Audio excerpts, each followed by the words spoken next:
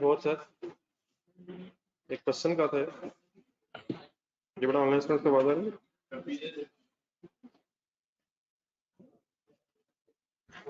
ये तो पढ़ लिए कम से कम भी नहीं। ए का बता दें क्या क्या करना। नहीं हैंड फॉर ट्रेडिंग तो नहीं है, हैंड फॉर नॉट ट्रेड नहीं, लेकिन इसके लिए पूरा उसका आंसर क्या है?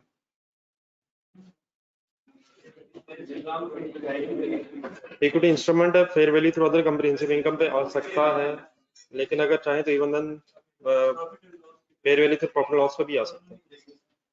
इन दैट केस अगर fair value through other comprehensive income पे रखेंगे तो ट्रांजैक्शन कॉस्ट प्लस हो जाएगी, अदरवाइज एक्सपेंस आउट हो जाएगा।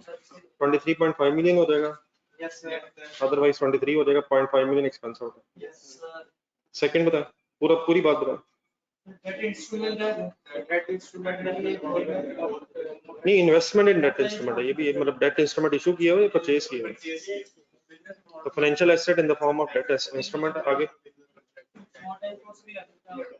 नहीं, वैसे तो उसने लिखा ना कि हमने रखना है इसे मैच्योरिटी तक, तो बिजनेस मॉडल वाली बात पूरी होती है इसमें, तो इसे मोटाइज कॉस्ट पर रखना चाहिए। इन दैट केस 95 प्लस 0.8 95.8 मिलियन पर रिकॉर्ड होगा, लेकिन अगर एंट्री इवन देन चाहे तो fair value through profit loss पर रख के 0.8 मिलियन को उस केस में फिर एक्सपेंस आउट करते हैं।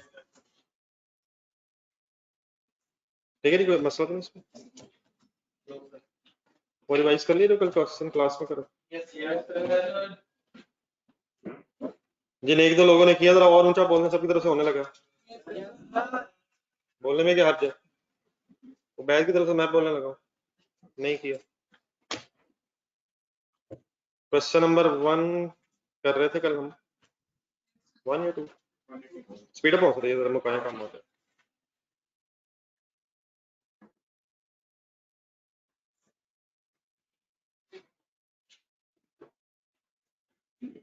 अरे sir welcome sir, page number क्या था, पेज नंबर 181 रखते हैं सामने।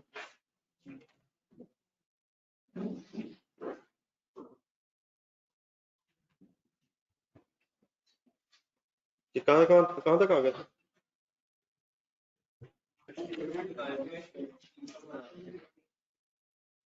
तीन एंट्रीज हुई थी, दो पिछले साल की, किस डेट पे इकट्ठे हुए थे? चलो सर, एक दो नई चीजें आ रही हैं आपके लिए। हाँ जी, एक नई चीज आ रही है आपके लिए, रेडी हो जाएगा। 30 जून 31 मार्च 13 पे हमने कैश डिविडेंड की तो एंट्री कर दी है इन्वेस्टर के एंगल से। ये हमने शेयर इशू किए हैं, हमने खरीदे हैं, हम इन्वेस्टर हैं। तो सर ये जो अगली बात आ रही है ना, ये आप लोगों के लिए फर्स्ट टाइम है, इससे पहले ना कभी FA1 में आपने सुनी है, ना ही इससे पहले आपने FA2 में कभी सुनी है। बोनस शेयर्स की एंट्री बताएं अगर ये बोनस शेयर्स इशू किए हों।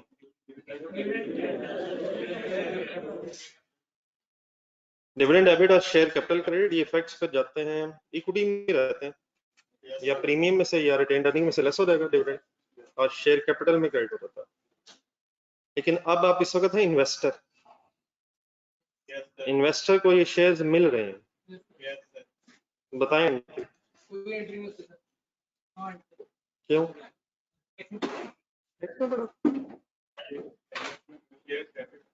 चले वो बाद में बात कर लेते हैं।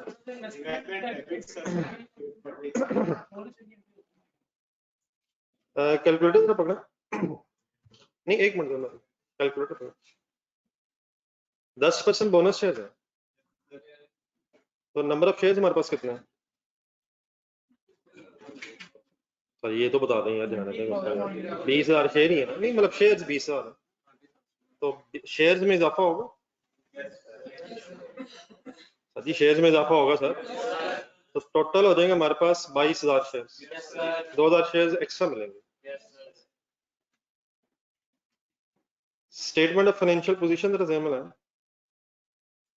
ये इन्वेस्टर के एंगल से, जिसने शेयर्स खरीदे हुए, इसकी इन्वेस्टमेंट आ रही होगी, जो भी इसकी वैल्यू है वो हमने वर्किंग कर ली हुई है, उसके सामने 20,000 शेयर्स आ रहे हैं बिफोर दिस एडजस्टमेंट। असल में इन्वेस्टर को ना अगर एंट्री करेगा तो इन्वेस्टमेंट डेबिट बन सकती है वैसे, अगर चाहें तो एक इनकम टाइप बननी है, investment debit other income type चीज बननी है। तो शेयर, क्योंकि शेयर्स फ्री ऑफ कॉस्ट मिले, तो अगर हम एंट्री कर लें तो एसेट्स भी बढ़ जाएंगे, अदर इनकम बढ़ गया, प्रॉफिट भी बढ़ जाएगा, हालांकि मिले फ्री शेयर है।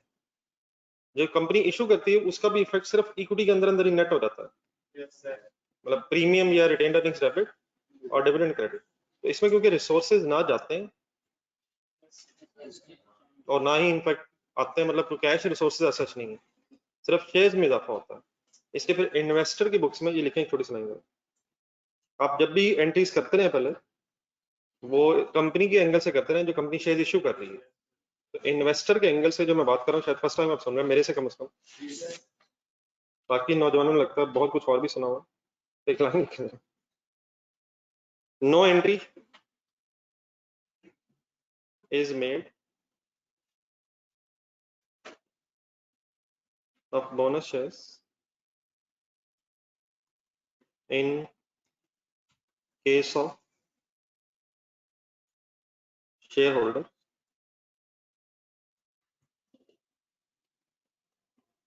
only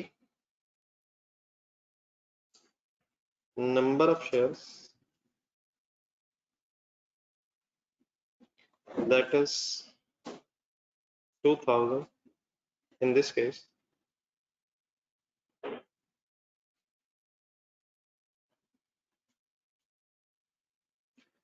will increase। मतलब इसका सिंपली ये हो जाएगा कि 20,000 पहले थे plus 2000, definitely number of shares में तो इजाफा हो रहा है, लेकिन वैल्यू के एंगल से कोई डबल एंट्री नहीं है। करने की वैसे की भी जा सकती है, लेकिन असल में इससे इसके करने से जो कंपनी इशू कर रही है उसका तो नेट इफेक्ट फाइनेंशियल स्टेटमेंट्स पे जीरो है। ये समझ आती है मेरी बात? इक्विटी में नेट इफेक्ट जीरो है। अब इधर लेकिन अगर हम एंट्री कर लेंगे तो without anything, without any resources, assets भी इंक्रीज हो जाएंगे, जिससे कंपनी की जो फाइनेंशियल पोजीशन है जरा स्ट्रॉन्ग नजर आएगी, उधर से प्रॉफिटेबिलिटी भी बढ़ जाएगी, तो प्रॉफिटेबिलिटी भी बड़ी मतलब इंक्रीज सॉर्ट ऑफ नजर आएगी। तो इसलिए रादर देन कि आप इसकी एंट्री करें, सिर्फ नंबर ऑफ शेयर्स, मतलब मींस टू से फॉर एग्जांपल 1 लाख रुपए इसकी अमाउंट, तो ब्रैकेट में 20,000 प्लस 2,000 हो जाएगा और वही 1 लाख इस पर डिवाइड हो जाएगा। हाँ डेफिनेटली अगर कभी शेयर होल्डर ही बेचे तो इसके अगर इससे अगर पैसे हैं, ये शेयर बेच सकते हैं वैसे, अगर वो स्टॉक एक्सचेंज में बेचे तो फिर डेफिनेटली अगर पैसे आएंगे तो कैश डेबिट होगा, फिर जो भी इन्वेस्टमेंट की पर शेयर वैल्यू बन जाएगी वो क्रेडिट होकर फिर गेन लॉस बनेगा। तो एंट्री की भी जा सकती है, लेकिन इसमें फाइनली शायद हमारे बुजुर्ग इस कंक्लूजन पे पहुंचे कि अगर एंट्री ना की जाए तो ज्यादा बेहतर है, वरना एंट्री तो मैंने आपके सामने बोली, इन्वेस्टमेंट डेबिट किया जा सकता है, मार्केट वैल्यू पे से रिकॉर्ड कर रहा है इन्वेस्टमेंट डेबिट। नहीं अनरियलाइज तो बहुत हम गेन रिकॉर्ड भी कर लेते हैं, तो इसके बारे में खासतौर पे वो क्यों इस रिलक्टेंट रहे हमारे बुजुर्ग हजरात। मैं बात तो पूरी करने लगा, 1 मिनट है तो रहती होगी कि इससे फाइनेंशियल पोजीशन भी इंप्रूव हो जानी है और प्रॉफिटेबिलिटी भी इंक्रीज हो जानी है, हालांकि शायद आया कुछ भी नहीं है, कागज ही है। जी आपको सर फरमा नहीं नहीं समझा मैंने, दोनों दोनों चीजें अच्छी अच्छी नजर आना शुरू हो जाएंगी, एसेट्स भी बढ़ जाएंगे तो वो भी ज्यादा इंप्रूव हो जाएंगे, ऐसे आपकी फाइनेंशियल पोजीशन भी इंप्रूव हो जाएगी और परफॉर्मेंस भी नजर आएगी। वही कह रहा हूँ फाइनेंशियल नहीं, वो तो अल्टीमेटली देखेंगे तो नेट इफेक्ट शायद बैलेंस शीट पे सेम नहीं है, लेकिन इंक्रीज है दोनों में, एसेट्स में भी इंक्रीज है और इक्विटी में भी अल्टीमेटली इंक्रीज है, और जो अदरवाइज कंपनी जो शेयर इशू कर रही है उसके एंगल से नेट इफेक्ट जीरो है। कैसे net effect zero? Dividend debit share capital credit अंदर ही है प्लस माइनस, लेकिन इस केस में एसेट्स भी इंप्रूव हो जाएंगे, प्रॉफिट एंड लॉस भी इंप्रूव हो जाएगा और अल्टीमेट इक्विटी भी बढ़ जाएगी। जिस कंपनी बुक्स में हम इस वक्त एंट्री की बात कर रहे हैं, अगर हम एंट्री करना चाहें तो एंट्री क्या होगी? इन्वेस्टमेंट डेबिट करने से क्या होगा, हमारे एसेट्स बढ़ेंगे, ठीक है। उधर कोई इनकम टाइप अगर चीज हम बनाएंगे तो प्रॉफिट बढ़ेगा, प्रॉफिट बढ़ने से अल्टीमेटली फिर इक्विटी भी बढ़ेगी, तो दोनों चीजें बड़ी नजर आएंगी।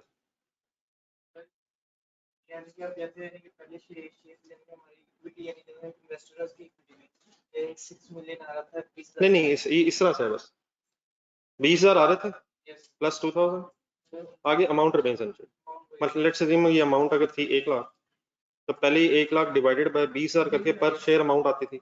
अब यही 1 लाख सॉरी डिवाइड बाय 22,000 पर शेयर अमाउंट आ जाएगी। मैं फॉर एग्जांपल आप 1000 शेयर्स बेचते हैं, तो 1000 शेयर्स की कैरिंग अमाउंट क्या है, 1 lakh divide by 22 multiplied by 1, वो कैरिंग अमाउंट आ जाएगी, उसका अगेंस्ट जो भी कैश आएगा उससे अगेंस्ट लॉस कैलकुलेट हो जाएगा जब डिस्पोज करेंगे।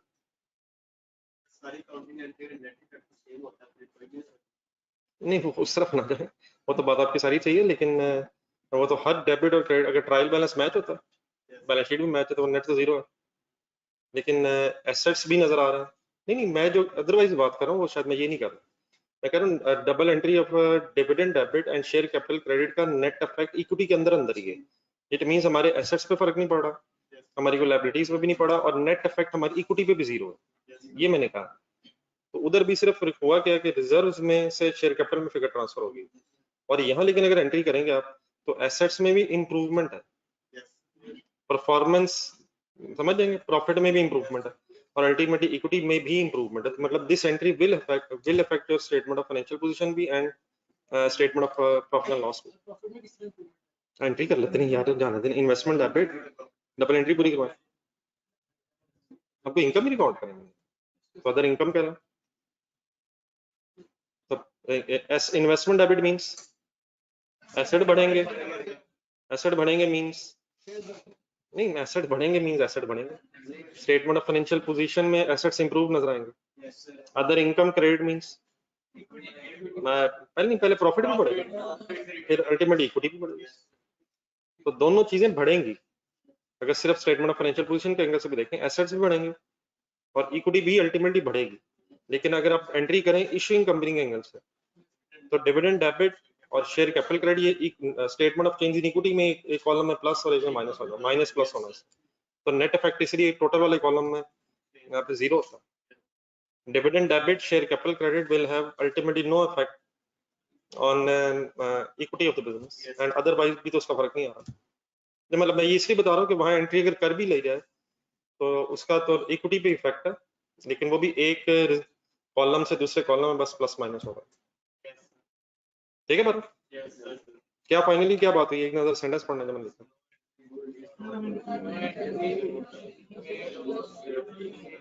मतलब किस वक्त एंट्री नहीं है, हम अगर बेचेगा तो डेफिनेटली वो एंट्रीज होंगी, आगे साइड सेम है सारी स्टोरी। ठीक है, चलो माइंड करवाना ऑनलाइन स्टूडेंट्स, ओके प्लीज।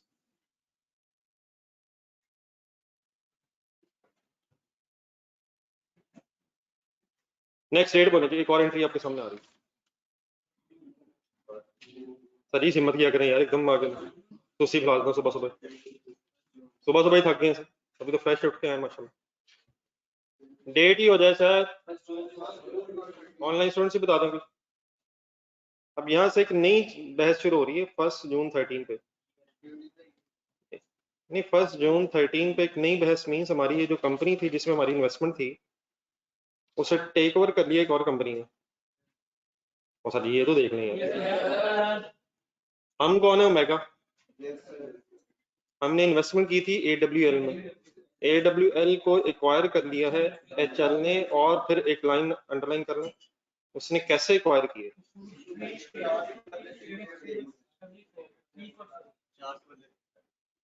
अब ये HL ने अपने 3 देके 4 लिए किससे हैं,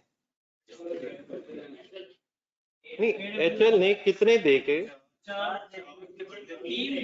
3 देके मेरा ख्याल है यार, which issued 3 shares in HL in exchange for 4 के बदले 3 दिए मैंने, किसको दिए 4 के बदले।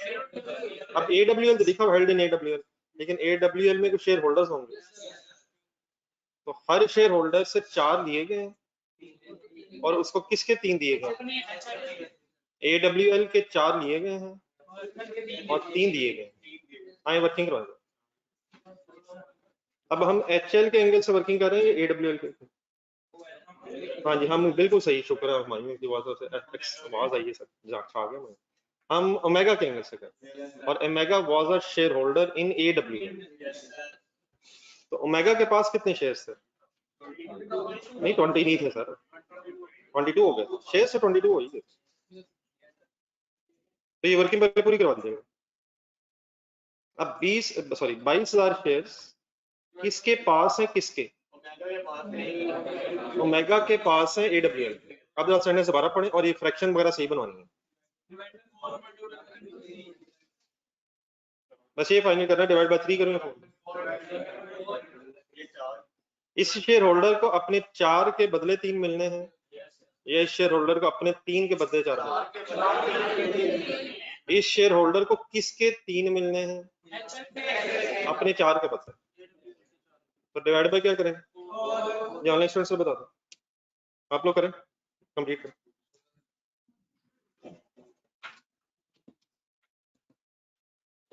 ये online students can divide by बता दो,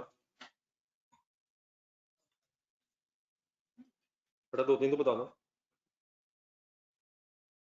ये डिवाइड बाय 4 into 3 फाइनल है 16,500 क्या? अब 22,000 शेयर्स की जगह हमारे पास 22,000 शेयर्स ऑफ AWL की जगह अब हमारे पास 16,500 शेयर्स HL के हो गए। मतलब यहां से ऑनवर्ड्स आप AWL की स्टोरी खत्म है, अब हम HL में इन्वेस्टर बन गए। मल्टीप्लाइड बाय अब क्या होना चाहिए? हाँ जी ठीक है 18। अब हम अपने शेयर्स की वैल्यू लगा रहे हैं, और 18 अब दिरहम्स है, ये ढूंढने डाटा था। अच्छा, ये 18 आप किसकी मार्केट वैल्यू ढूंढी है आपने? HL की तरफ गेम हो गई है ऐसे ही? और मल्टीप्लाइड बाय 28 कहाँ से आ गया? Change rate 831600। ये अब रिवाइज्ड वैल्यू है हमारी इन्वेस्टमेंट इन HL में, इन्वेस्टमेंट इन HL। अच्छा, इसे याद है वो आपने देखा एक नजर वो IS-21?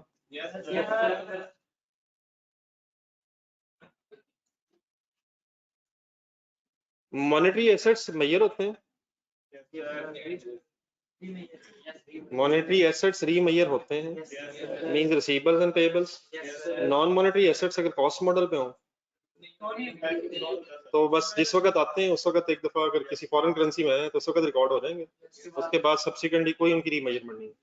लेकिन अगर non monetary asset fair value model पे हो तो फिर रिवैल्यूएशन डेट्स पे वो रीमेजर होते हैं, इन्वेस्टमेंट प्रॉपर्टी हो या IAS-16 के प्रॉपर्टी प्लान इक्विपमेंट या IAS-38 के इंटेंजिबल एसेट्स हो। ये मैंने वो 3 लाइनें बोली हैं जो टेबल आपको मैंने कहा था। ये 8316 अब क्या है? अब क्या करें? हाँ जी ठीक है, अब एक कंपैरिजन होना चाहिए ना, हमारी बुक्स में पहले है ये इन्वेस्टमेंट, ढूंढने तरफ पहले इसकी कैरिंग अमाउंट ऑलरेडी कितनी, ऑलरेडी कैरिंग अमाउंट है 6.5 मिलियन। अब इनको कंपेयर करें आपस में, और इन्वेस्टमेंट अगर बढ़ गई है तो रिलैक्स लेकिन रहना है, ऊपर जाएं, सही एंट्री बोलने की कोशिश करें, ऊपर ढूंढने पहले। ये इन्वेस्टमेंट जो है fair value through other comprehensive income पे है, तो गेन तो है ये, लेकिन कैसे रिकॉर्ड होगा? Investment debit and fair value gain credit, profit and loss में या अदर कॉम्प्रिहेंसिव इनकम में? उसकी क्या वजह है? ये डेजिग्नेट हुई है 1.816 मिलियन डिफरेंस ले रहा हूँ, कितने से कितने पे आ जाएंगे?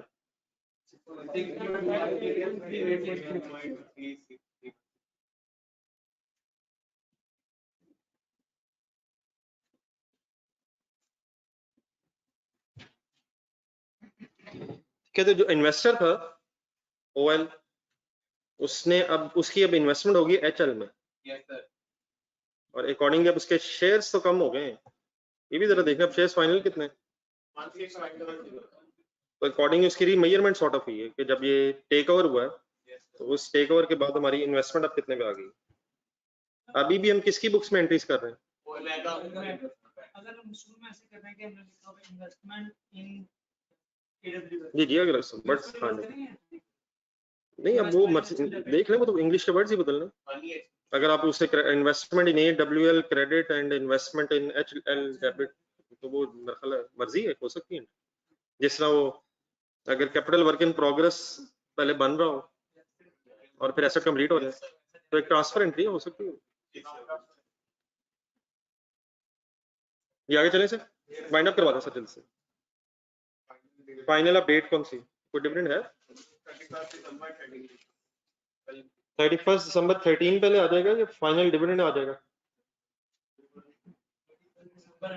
31 दिसंबर आएगा, फाइनल डिविडेंड तो अगले साल है और वो अगले साल की तो एंट्रीज ही रिकॉर्ड नहीं है। 10 अप्रैल 14 है तो वो एंट्री तो मेरे ख्याल हमारी रिक्वायरमेंट के मुताबिक है ही नहीं। हम तो 13 के एंड तक कर रहे हैं नॉन एडजस्टिंग।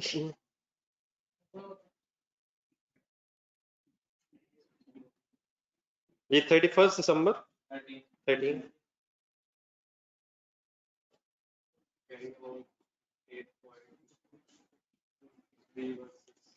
ये 31 दिसंबर 13 ये रिवॉल्यूशन करवाना जी करें फाइनल एंट्री करें वर्किंग करें।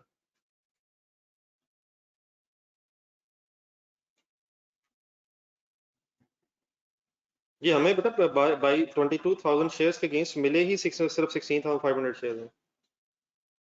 तो 22,000 शेयर्स दे के हमने 16,500 शेयर्स ही लिए हैं। तो अब क्या ये सवाल आएगा कि बाकी किधर गए? कितने पकड़ा के कितने लेनी है? जो एग्रीमेंट हुआ उसके मुताबिक हमने 22,000 शेयर सरेंडर करना है और उसके अगेंस्ट बस 16,500 मिलना, तो बैलेंसिंग तो है ही कुछ नहीं।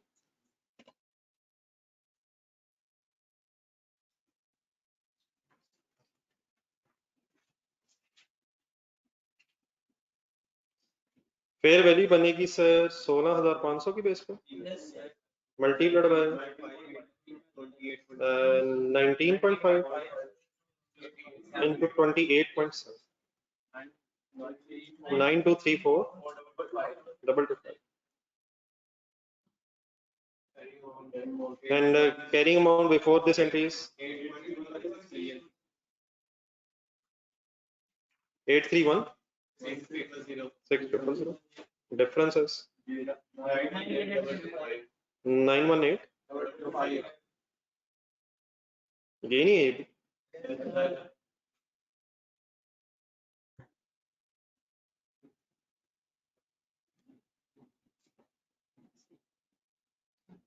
फाइनल डबल एंट्री से इन्वेस्टमेंट डेबिट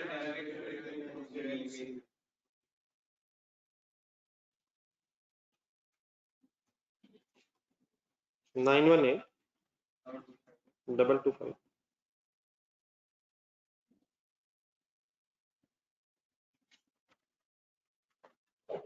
चले बी रिक्वायरमेंट बनेगी एक section.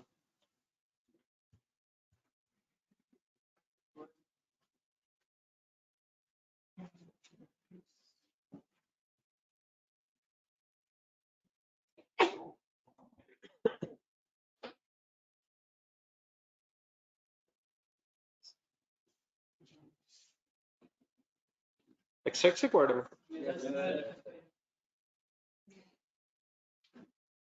Omega limited comparative required requirement तो पढ़ लेंगे, शुरू करें। स्टेटमेंट ऑफ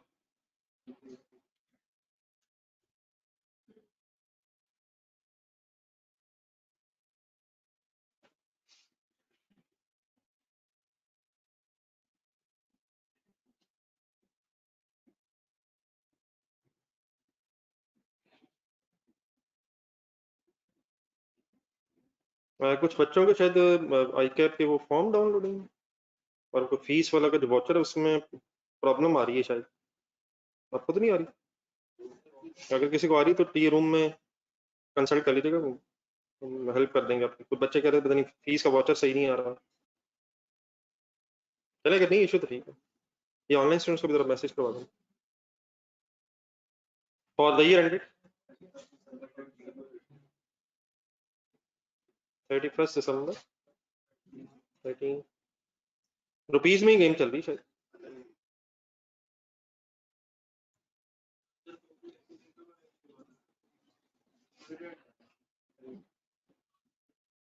टू 2012 सोच लें सर पहले, बस लिखना छोड़ दें, मेरे ख्याल फिगर्स ढूंढना पड़ेगा। हाँ जी, डिविडेंड तो 13 मैंने कहा 12 सोच लें। अदर इनकम में 2012 में कुछ एंट्रीज देखें, छोड़ दें, लिखना छोड़ दें।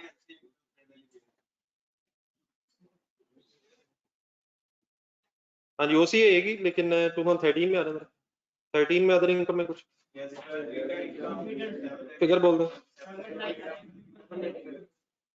795,000 13 में आएगा।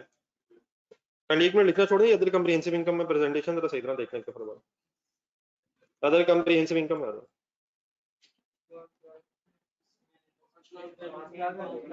हाँ ढूंढ ले जरा, मैं एक मिनट जरा हेडिंग। अदर कम्प्रिहेंसिव इनकम में 2012 में fair value gain 5 lakh positive आएगा, गेन क्रेडिट हो रहा है। और 13 में मेरा ख्याल 2 फिगर्स प्लस होंगी, अलग अलग अगर बोल दो 18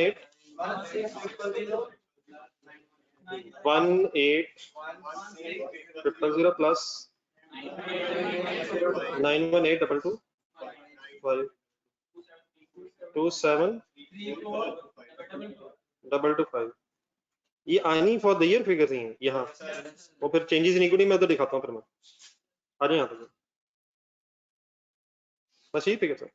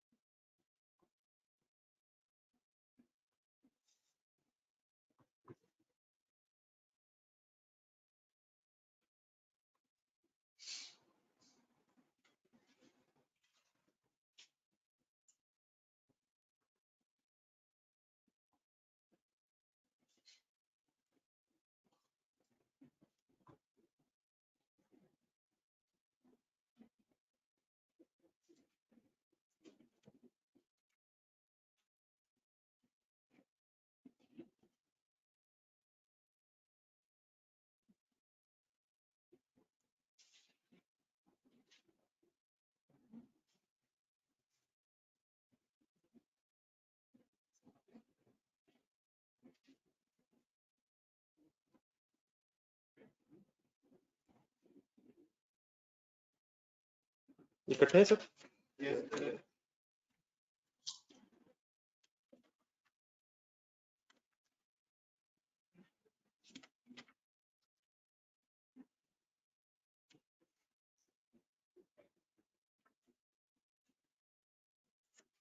जर्नलिस्ट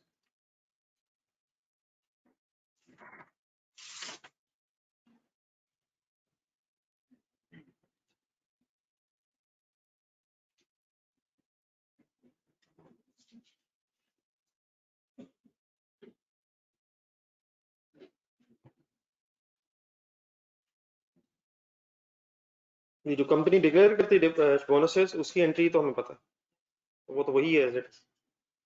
ये तो उस इन्वेस्टर के एंगल से हुई है जिसने शेयर्स खरीदे हुए थे, जिसे बोनसेस मिल रहे हैं। जी सर, ये स्टेटमेंट ऑफ फाइनेंशियल पोजीशन के भी एक्सट्रैक्ट से काइंडली बनवा दो। एक जस्ट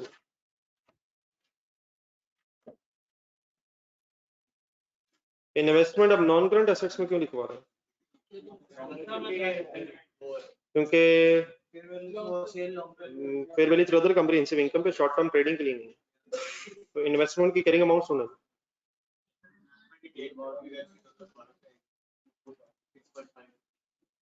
इन्वेस्टमेंट इन अलग लिखना चाह रहे हैं, चलो ठीक है। इन्वेस्टमेंट इन AWS 6.5 million चलिए जी, ये वाली जीरो हो गई, इसकी जगह कौन सी बन गई? इन्वेस्टमेंट इन एचएल। पिछले साल डैश हो गई, 9234 होगा मतलब 225। और इक्विटी में जरा फेयर वैल्यू रिजर्व देखें, जिस तरह कल भी लिखा था हमने। अपने जहन में एक कॉलम बना कर रखें चेंजेस इन इक्विटी का, किस नाम से? फेयर वैल्यू रिजर्व कह लें ना, जिसमें वैल्यूएशन सरप्लस है, तो फेयर वैल्यू रिजर्व 2012 का ब्रॉड डाउन बताएं। 2012 का ब्रॉड डाउन बताएं। 2012 की अदर कम्प्रिहेंसिव इनकम में देख के बताएं। यही 5 लाख क्लोजिंग हो जाएगी। फिर ये 5 लाख का जो क्लोजिंग है नेक्स्ट ईयर ब्रॉड डाउन होगा, 13 के स्टार्ट में ब्रॉड डाउन बड़ा यही होगा, अब इसमें ऐड होके फिगर आएगी, तो ये स्टेटमेंट ऑफ फाइनेंशियल पोजीशन फिर एज ऑन है, तो 5 लाख जमा 27342225, ठीक है, फॉलो कर रहे answer. Statement of financial position में फिर एक्यूमुलेटेड फिगर्स आ रहे हैं,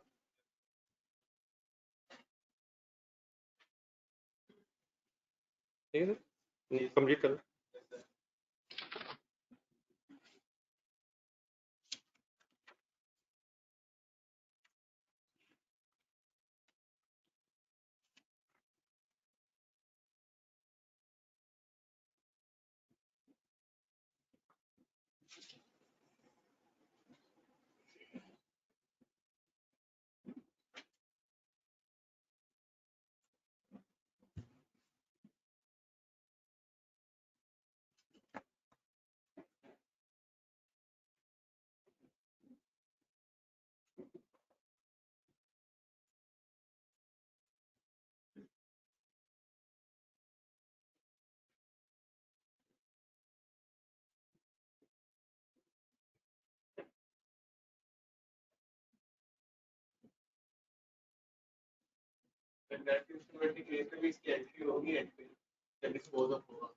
वो लिखा हुआ है पेज नंबर 164, वो भी नहीं, वो प्रॉफिट लॉस में जाके वो रिटेन्ड अर्निंग्स में शामिल हो जाएगा।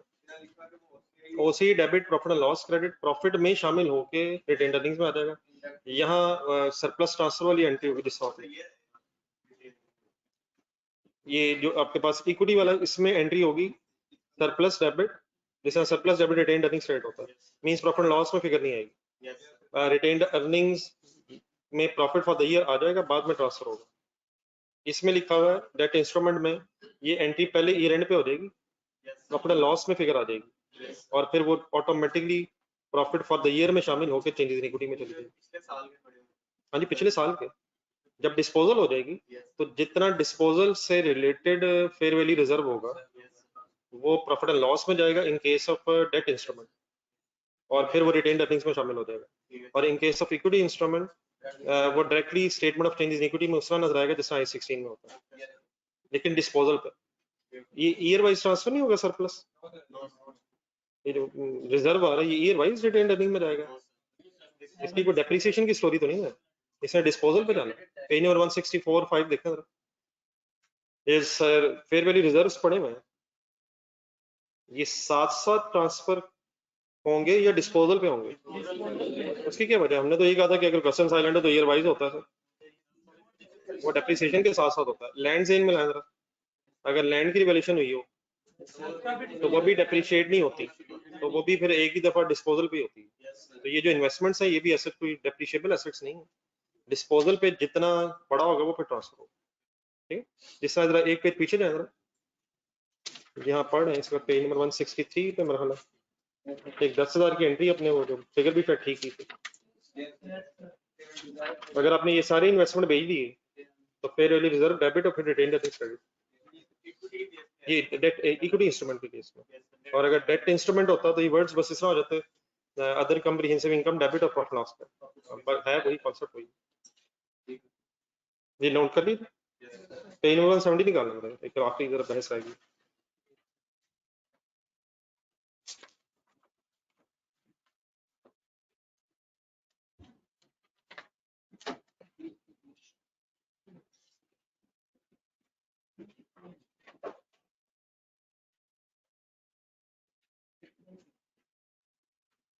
या इससे एक पेज और पीछे जाए जरा, जहाँ ये डायग्राम आई थी, page 167।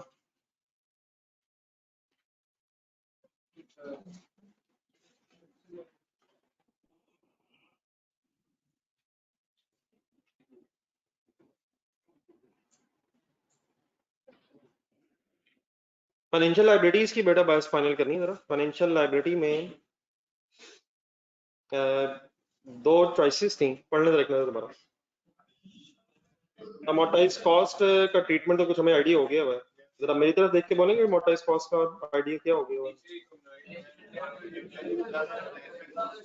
Initially recognise at fair value less transaction cost. आगे expense at effective rate, that is paid at a nominal rate, and no fair value adjustment. In case of any derecognition, gain loss profit loss, पढ़ लिया फिर अब measurement and में एक line अपने हाथ से भी शायद लिखी थी।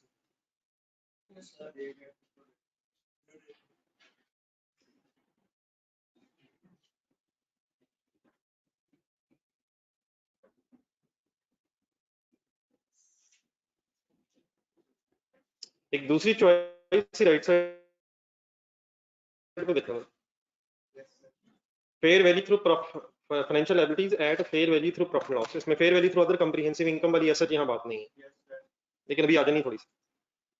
Applies to financial liabilities held for trading. अब यहाँ कुछ ऐसे वर्ड्स आएंगे जिनसे हम उस तरह से फेमिलियर नहीं, हमने कभी जिंदगी में सोचा नहीं कि ये भी हो सकता है, तो जरा कैंडी साथ साथ सोचते रहिएगा। फाइनेंशियल लायबिलिटी की कोई एग्जांपल? हाँ जी, डिबेंचर्स एम रखे हैं। अगर ये हेल्ड फॉर ट्रेडिंग है, क्या मतलब वो मैं बताता हूँ। इसकी मेजरमेंट फिर कैसे होनी, नीचे आएगा रिकॉर्ड एट फेयर वैल्यू। अब इसका ट्रीटमेंट उसी से उधर से ही मिलता जुलता है, और इस केस में ट्रांजैक्शन कॉस्ट को नेट ऑफ नहीं करना, एक्सपेंस आउट करना है, फिर फेयर वैल्यू की बेस पे रीस्टेट करना है, gain loss profit and loss में जाना है, एक एक्सेप्शन है वो जो भी आएगी, और इंटरेस्ट एक्सपेंस भी नॉमिनल रेट पे प्रॉफिट लॉस में जाना है, विच मींस इफेक्टिव रेट की स्टोरी यहाँ खत्म है। पेज 165 पे जाए जरा। 165 तो इक्विटी वाला है, जरा 164 से शायद ज्यादा मिलता जुलता है। Financial asset eight profit and loss ढूंढना जरा।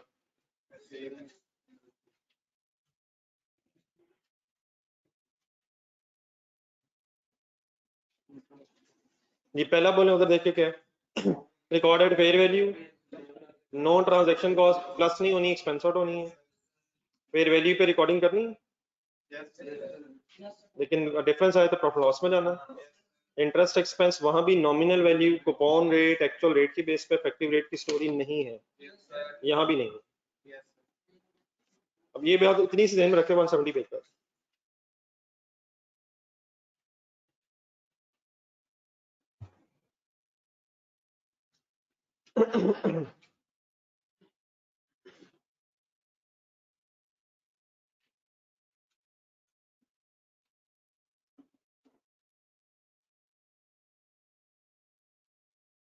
पॉइंट नंबर 2 ढूंढे जी दरमियान में। Financial liability is classified eight fair value through profit और लॉस। डिबेंचर्स नेम रखने हैं जी आपने, जहां किसी एग्जांपल की जरूरत पड़ेगी वो फिर मैं बताता हूं। डिबेंचर खरीदे हुए हैं या इशू किए हैं, तो कहता है financial liability is classified eight fair value through profit loss if number 1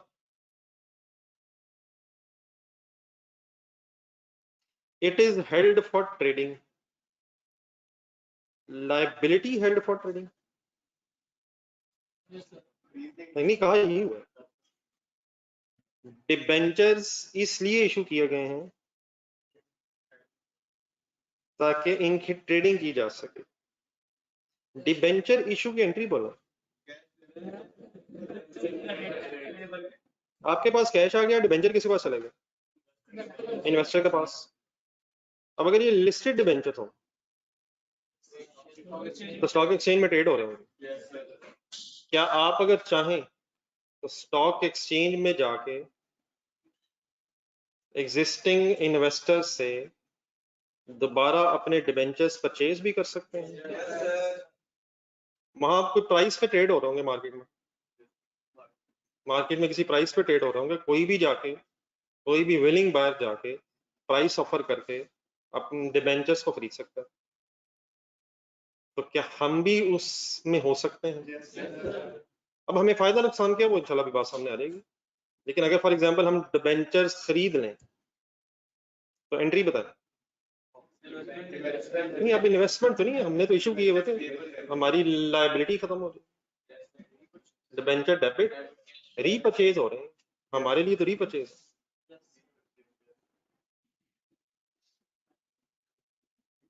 for example हमने 1 लाख पे डिबेंचर्स इशू किए और मार्केट में ब्रोकर्स के साथ मिलके ये रूमर फैला दी कि इस कंपनी ने डूब जाना है। हमने 1 लाख के डिबेंचर्स इशू किए, ब्रोकरों के साथ मिल गए, उन्हें कहा आधा आधा कर लेंगे, 70-80 कर लेंगे, वगैरह वगैरह कर लेंगे, डील हो गई। मार्केट में रूमर फैला दी ये कंपनी डूबने लगी है। उसने कहा मेरा एक जानने वाला इन्वेस्टर है, अपना कुछ बचाना है तो मैं बात कर लेता हूँ, 20,000 देने को तैयार है। इन्वेस्टर ऐसे बेचारा डरपोक सा होता है, मेरा डूब ना जाए, मैं ये ना हो जाए, वो ना हो जाए, शुक्र है 20 तो मिला। आप उस गरीब को छोड़ें, अपनी एंट्री बताएं क्या करेंगे। नहीं, पेएबल कितना डेबिट, लाख, कैश कितना क्रेडिट, 20,000, बाकी 80 बताएं क्या, ये भी हो सकता है ये ना। तो अगर इस नियत से आपने हरकत की है, अब ये तो मैंने वैसे ही आप लोगों को बताया, पाकिस्तान से बाहर की बात है, क्या ये मार्केट के हालात भी ऐसे हो सकते हैं कि मार्केट वैल्यूज कम हो जाए? तो अगर आपने इस नियत से ये इशू किए थे कि कभी भी अगर इनकी मार्केट वैल्यूज में ऐसी चेंज आई कि हमें फायदा हो जाएगा तो हमें रीपरचेज करना है, तो ये डिबेंचर्स क्या कहलाएंगे, हेल्ड फॉर ट्रेड। एक ये भी हो सकता था कि हमने डिबेंचर्स इशू कर दिए और अब हमारा भी ये प्लान है कि बस 5 साल इन पैसों को अपने बिजनेस में इस्तेमाल करेंगे, इन पैसों को होल्ड करेंगे, मेच्योरिटी डेट आती जाएगी, पैसे वापस कर देंगे लोगों के, इंटरेस्ट साथ साथ देते रहेंगे। इन दैट केस फिर ये अमोर्टाइज कॉस्ट वाली बहस है। लेकिन अगर हम इस चक्कर में नहीं है, हम ये अपने डिबेंचर्स रीपरचेज करने के लिए इशू कर रहे हैं, जब कभी अच्छी अपॉर्चुनिटी आएगी तो इन दैट केस क्या वर्ड हो सकते हैं कि फाइनेंशियल लायबिलिटी हमारी क्लासिफाई हुई हुई है हेल्ड फॉर ट्रेडिंग, और इन दैट केस फिर हम प्रॉफिट एंड लॉस मेथड पे आ सकते हैं। ठीक है, एक एग्जांपल ब्रैकेट में और पढ़ेंगे। एक ये भी हो सकता है, नहीं, एक रीपरचेज वाली तो मैंने शायद अगली बात कर दी है, सेकंड लाइन में आ रहा, repurchase of debentures from market before maturity या एट मैच्योरिटी। मैच्योरिटी का इंतजार नहीं, हमें इतना लंबा अर्सा नहीं इंतजार कर सकते, तो रीपरचेजिंग भी हो सकती है नियर फ्यूचर। एक और ब्रैकेट में ऊपर वाली में पढ़ा, लायबिलिटी इनकर for the purpose of selling, हमने डिबेंचर्स इशू की में एंट्री है कैश डेबिट और डिबेंचर्स क्रेडिट। ठीक है, ऐसे ही फिर हमारा ये प्लान है कि हम अपनी इस ऑब्लिगेशन को, लेट्स अज्यूम हम भी कोई बैंक है, हम अपनी इस ऑब्लिगेशन को किसी और बैंक को भेज देंगे। मींस फॉर एग्जांपल हम अपना जो बिजनेस है वो रिस्ट्रिक्ट कर लेंगे सिर्फ कंज्यूमर लोन्स की तरफ, और जो एडिशनल हम बिजनेसेस कर रहे हैं वो हम खत्म करके अपनी इन लाइबिलिटीज को किसी और को ट्रांसफर कर देंगे। वो क्यों हमारी लाइबिलिटीज ले लेगा? अगर उसे कोई फायदा नजर आ रहा होगा वो हमारी लाइबिलिटीज ले लेगा। हम इसलिए शायद बेचना चाह रहे होंगे कि हम अपना मेन बिजनेस पे फोकस कर लें, कोई कोर बिजनेस हमारा और हो गया तो हम उस पर फोकस कर लेंगे। ठीक है, मतलब एक बैंक ने क्या किया, डिबेंचर इशू की, एंट्री क्या हुई, लेकिन उसका उसका प्लान ये है कि साल के बाद मेच्योरिटी से पहले पहले हमें अगर किसी और से कोई अच्छी ऑफर, मुनासिब सी ऑफर आई तो हम अपने किसी मेन एरिया पे फोकस रख लेंगे और इन लाइबिलिटीज को ट्रांसफर कर देंगे। हमारी एंट्री क्या हो जाएगी, डिबेंचर डेबिट कैश क्रेडिट, हम पैसे देंगे।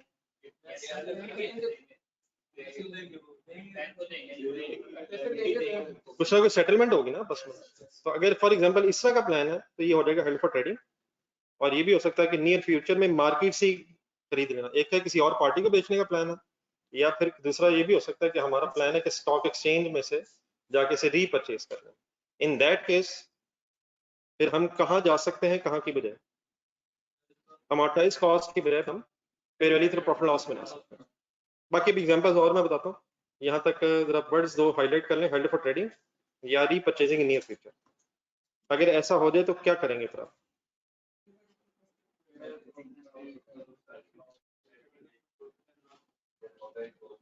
जी अमोर्टाइज कॉस्ट वगैरह फेयर वैल्यू तो प्रॉफिट लॉस में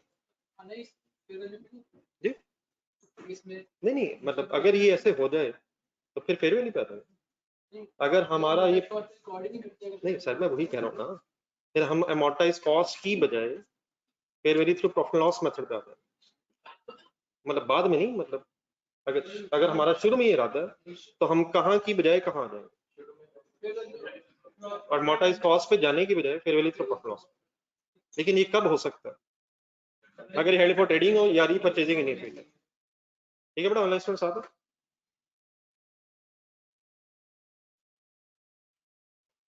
देन उसके बाद ना एक और है इसके दरमियान, या सेकंड पढ़े जरा आराम से। Upon initial recognition it is designated eight fair value through profit loss. Means अब इस और से आगे का मतलब ये है कि ना हमारा हेल्ड फॉर ट्रेडिंग का रहता ना रीपरचेजिंग का रहता, लेकिन हम अमोर्टाइज कॉस्ट मेथड की तरफ जाने की बजाय भी इधर आ सकते हैं। जिस तरह जरा डेट इंस्ट्रूमेंट ज़हन में लाएं, अगर परचेज किया हो, अगर होल्ड भी करना हो तो क्या हम fair value through profit loss में जा सकते हैं? अगर होल्डिंग एंड सेलिंग भी करनी हो तब भी fair value through profit loss में जा सकते हैं। इक्विटी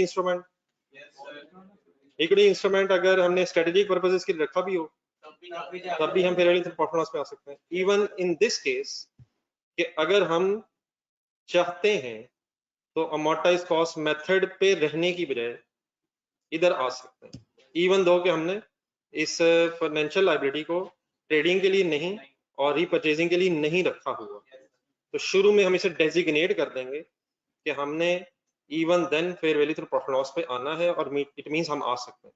अब ये कैसे क्यों आ सकते हैं वो मैं बताता हूँ। बात समझ आ गई? क्या समझ आएगी? अगर हेड फॉर ट्रेडिंग नहीं भी है, रीपरचेजिंग नियर फ्यूचर नहीं भी है, तो इवन देन हम fair value through profit loss वैसे ही ऑप्ट कर सकते हैं जैसे डेट इंस्ट्रूमेंट्स में भी और इक्विटी इंस्ट्रूमेंट्स में ऑप्ट कर सकते हैं। लेकिन एनी सच डेजिग्नेशन इज क्या मतलब, फिर दोबारा अमोर्टाइज नहीं, ये आना जाना नहीं जारी रखना है। एक दफा फैसला करने अगर आना तो आ जाए, लेकिन दोबारा ये नहीं कि एक फंस गए हम, अमोर्टाइज कॉस्ट मेथड की तरफ वापस नहीं जाना। This designation is only allowed if, अब एक सेंटेंस आ रहा है जिस जो आपने शायद कल जिन हजरात ने क्वेश्चन किया सॉल्व, उसमें भी एक वर्ड आया था, ये ए पॉइंट जो है, ये डेजिग्नेशन आप कर तो सकते हैं, लेकिन इसकी फिर ये कब की जा सकती है, इसकी दो सिचुएशन है। नंबर एक, अब क्या पढ़ने लगे हम जरा, मतलब ये fair value through profit loss पे हम आ तो सकते हैं, लेकिन कब? नंबर एक, इट एलिमिनेट्स और सिग्निफिकेंटली रिड्यूस अ मेजरमेंट और रिकॉग्निशन इनकंसिस्टेंसी। इस लाइन का मतलब ये है कि फर्ज करें हमने ये फैसला किया हुआ है कि सारे डेट इंस्ट्रूमेंट्स, सारे इक्विटी इंस्ट्रूमेंट्स हमने fair value through profit and loss पे ही मेजर करने हैं। क्या हम ऐसा कर सकते हैं? क्या हम ये हर सिचुएशन में कर सकते हैं? हम हर सिचुएशन में ये कर सकते हैं। तो अगर आपने उधर ये सब के लिए फाइनल फैसला किया हुआ है, किधर फैसला किया हुआ है, ये किसकी बात मैंने की है? ये फाइनेंशियल एसेट्स के एंगल से, फाइनेंशियल एसेट्स के लिए। तब आपकी एक फाइनेंशियल लायबिलिटी है जिसको आप ट्रेडिंग के लिए तो नहीं रख रहे, जो ट्रेडिंग के लिए नहीं है, जो रीपरचेजिंग के लिए भी नहीं है। असूलन तो इसे कहाँ जाना चाहिए? अमोर्टाइज कॉस्ट पे जाना चाहिए। लेकिन अगर आप मेजरमेंट इनकंसिस्टेंसी से बचना चाहते हैं, क्या मतलब हुआ कि वो सारे fair value through profit loss में है और इसको हम अमोर्टाइज कॉस्ट पर रख रहे हैं, तो एक इनकंसिस्टेंसी सी हो जाएगी सर। तो इस इनकंसिस्टेंसी से बचने के लिए आपको ये स्टैंडर्ड अलाउ करता है कि आप क्या कर सकते हैं, इस फाइनेंशियल लाइबिलिटी को, हालांकि इसे अमोर्टाइज कॉस्ट मेथड में मेजर होना चाहिए, इनकंसिस्टेंसी से बचने के लिए डेजिग्नेट कर सकते हैं fair value through profit and loss पे। हालांकि असूलन इसे किधर जाना चाहिए था, अमोर्टाइज कॉस्ट पे, लेकिन अगर आप अदरवाइज अपने सारे फाइनेंशियल एसेट्स को fair value through profit loss पे रख रहे थे, तो इसको भी कंसिस्टेंट करने के लिए, किसके साथ कंसिस्टेंट करने के लिए, तो इसको भी fair value through profit loss पे डेजिग्नेट कर सकते हैं। नहीं, इसका ऑपोजिट नहीं, असल में सारी स्टैंडर्ड की क्रक्स ये था, अगर हम पहला सेंटेंस एक याद रखें कि IFRS 9 से financial asset should be measured eight fair value. बाकी जो जितनी उसने चॉइसेस दी हैं, और फेयर वैल्यू भी कौन सा fair value through profit loss वो चाहता है, बाकी वो चॉइसेस ना चाहते हुए दे रहा है। तो अगर कोई fair value through profit loss की तरफ आ गया है और वो देयरफॉर चाहता है कि इस कंसिस्टेंसी को बचाया जाए, छोड़ा जाए, बस ठीक है जो लगे वो लगे ना, तो वो इधर भी कर सकता है। आप कुछ और तो नहीं कर रहे थे? नहीं, सारे तो हो नहीं ना सकते, नहीं हो सकते ना। फाइनेंशियल एसेट सारे डेट इंस्ट्रूमेंट कभी भी सारे अमोर्टाइज कॉस्ट पे नहीं होंगे, अदर कम्प्रिहेंसिव इनकम में भी सारे नहीं होंगे। प्लीज ऐसा आपको पता सर, फाइनेंशियल एसेट एक डेट इंस्ट्रूमेंट है, तो सिर्फ कब हो सकते हैं अमोर्टाइज कॉस्ट पे, अगर held to collect contractual cash flows and cash flows comprise of principal interest होंगे। ये दोनों बिजनेस मॉडल अगर मैच होंगे तब अमोर्टाइज कॉस्ट। तो अगर आपका ये बिजनेस मॉडल ही नहीं है, तो फिर आप देखेंगे होल्डिंग एंड सेलिंग वाला तो नहीं है, फिर अगर वो वाला तो fair value through other comprehensive income पे आएंगे, फिर अगर वो भी नहीं है, हेल्ड फॉर ट्रेडिंग है, फिर तो ऑप्शन ही नहीं है। तो आप ये कर ही नहीं सकते कि सारे डेट इंस्ट्रूमेंट्स को अमोर्टाइज कॉस्ट पर रखें, लेकिन क्या ये कर सकते हैं कि सारे डेट इंस्ट्रूमेंट्स को fair value through profit loss पर रखें? अगर नहीं याद है तो देखने नजर फ्लो चार्ट देखा, तो ये नहीं कर सकते हम कि सबको अमोर्टाइज कॉस्ट पे ले जाए। अमोर्टाइज कॉस्ट पे रखने की तो कंडीशंस है, और अगर वो फुलफिल नहीं हो रही तो आप नहीं कर सकते। फिर आप दूसरा देख लें, fair value through other comprehensive income, अगर वो भी मीट नहीं हुई तो फिर आपने head fair value through profit loss पे ही रहना है। लेकिन अगर अमोर्टाइज कॉस्ट के कंडीशंस भी मीट होते हैं और fair value through other comprehensive income की कंडीशंस भी मीट होते हैं, तो इवन देन आप fair value through profit loss पे आ सकते हैं। इधर किधर की बजाय तो किधर आ सकते हैं, लेकिन इधर से उधर नहीं जा सकते। अगर हेल्ड फॉर ट्रेडिंग है तो आप अमोर्टाइज कॉस्ट मेथड यूज नहीं कर सकते। अगर हेल्ड फॉर ट्रेडिंग है तो fair value through other comprehensive income भी ऑप्ट नहीं कर सकते। लेकिन अगर कंडीशंस मीट हो भी जाए उधर, तो इवन देन आप ऑप्ट कर सकते हैं fair value through profit loss. तो मैं ये कह रहा हूँ, फॉर एग्जांपल एक कंपनी है जिसने डिसाइड किया है कि हम सारे डेट इंस्ट्रूमेंट्स को fair value through profit loss पर रखेंगे, रख सकती है कंपनी। सिमिलरली उसने डिसाइड किया कि हम सारी इक्विटी इंस्ट्रूमेंट्स को भी fair value through profit loss पर मेजर किया करेंगे। क्या ये पॉसिबल है? और देयरफॉर अब ये कंपनी जब फाइनेंशियल लायबिलिटीज की तरफ आई, इसकी कोई फाइनेंशियल लायबिलिटी भी है सपोज, उसको शायद इसने ट्रेडिंग के लिए नहीं रखा हुआ, रीपर्चेसिंग के लिए नहीं रखा हुआ, तो असूलन तो फिर इसको कहाँ रखना चाहिए, अमोर्टाइज कॉस्ट। लेकिन अब वो इनकंसिस्टेंसी से अगर बचना चाहती है कि उनको fair value through profit loss पर रखा हुआ और इसको अमोर्टाइज कॉस्ट पे रख लें, तो एक इनकंसिस्टेंसी सी डेवलप हो जाएगी ट्रीटमेंट में। तो उस इनकंसिस्टेंसी से बचने के लिए स्टैंडर्ड एक चॉइस दे रहा है कि अगर इररिवोकेबली डिसीजन ले लिया जाए तो this company can opt for fair value through profit and loss for this financial liability as well, even though कि financial liability held for trading नहीं है and repurchasing in near future नहीं। आई होप कि मेरे words को समझ आ गए। क्या समझ आ गया सर, रिपीट कर दें। वही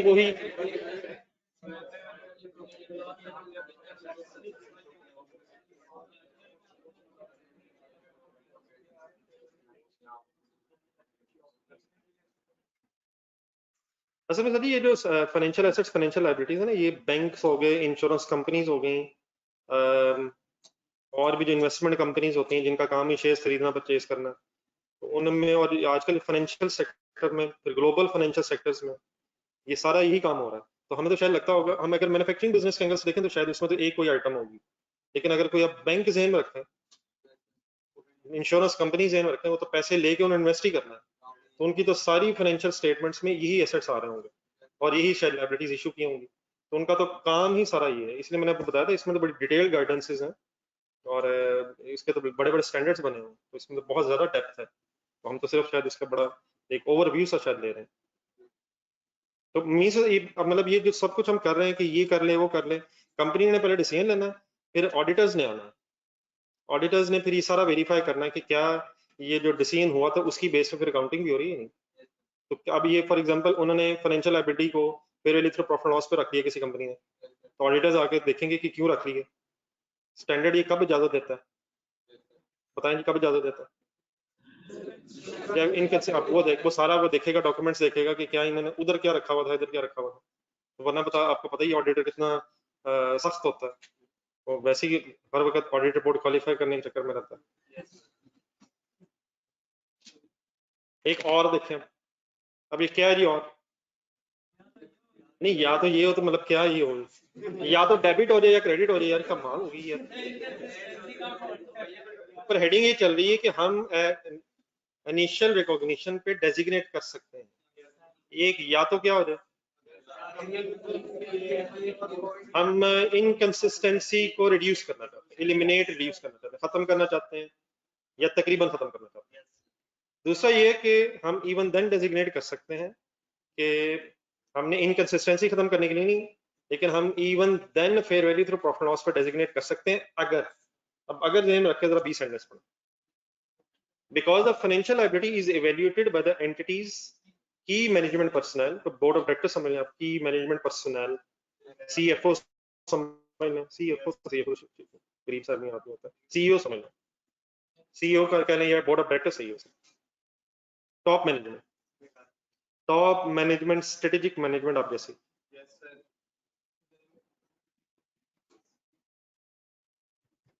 नहीं अब जरा सेंटेंस दोबारा पढ़ना शुरू करना पड़ेगा। सेंटेंस ये है इस वक्त कि हम इनिशियल रिकॉग्निशन पे एक फाइनेंशियल लायबिलिटी को fair value through profit and loss पर रख सकते हैं अगर नंबर 2 फाइनेंशियल लायबिलिटी की इवैल्यूएशन जो है वो की मैनेजमेंट पर्सनल ने डिसाइड किया हुआ है कि हम फेयर वैल्यू की बेसिस पे ही किया करेंगे, और ये जो हम किया करेंगे ये कहाँ लिखा हुआ है, हमारे पॉलिसी स्टेटमेंट है, डॉक्यूमेंटेड रिस्क मैनेजमेंट स्ट्रेटेजी, की मैनेजमेंट पर्सनल ने अपनी एक पॉलिसी सॉर्ट ऑफ बनाई हुई है, पॉलिसी स्टेटमेंट बनाई हुई है कि हम फाइनेंशियल लायबिलिटीज को स्टॉक एक्सचेंज में फेयर वैल्यूज के उतार चढ़ाव की बेस पे मैयर किया करेंगे, की बेस पे इवेल्युएट किया करेंगे, हम अपनी फाइनेंशियल लायबिलिटीज को स्टॉक एक्सचेंज की फेयर वैल्यूज की मूवमेंट की बेस पे इवेल्युएट करके डिसीजन लिया करेंगे कि क्या इस फाइनेंशियल लायबिलिटी को रखना है या इसे खत्म कर देना। मतलब इसका क्या हुआ, हम fair value through profit and loss पे आ सकते हैं इन केस ऑफ फाइनेंशियल लायबिलिटी अगर हम इनिशियली डेजिग्नेट कर दें, लेकिन वो इनिशियल डेजिग्नेशन या तो किस मकसद के लिए हो और या फिर क्यों हो, या इसलिए हो कि इनकंसिस्टेंसी एलिमिनेट या सिग्निफिकेंटली रिड्यूस हो जाए, या इसलिए हो कि बोर्ड ऑफ डायरेक्टर्स ने की मैनेजमेंट पर्सनल ने तो पॉलिसी बना ली है कि हम फाइनेंशियल लायबिलिटीज को fair values of stock exchange के साथ इवेल्युएट किया करेंगे। अब जरा आप सेंटेंस रिपीट कर रहे हो, अब जो मैंने बोला वो सेंटेंस रिपीट कर देना, मैं तो बीच आधा आपने बोला कोना मैंने बोला।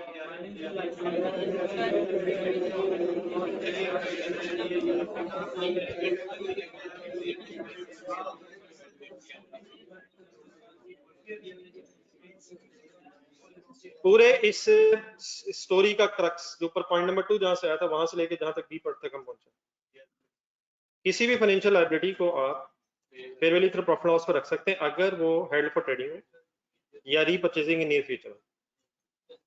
अगर ये हो जाए तो फिर तो वो नीचे वाली बात ही खत्म।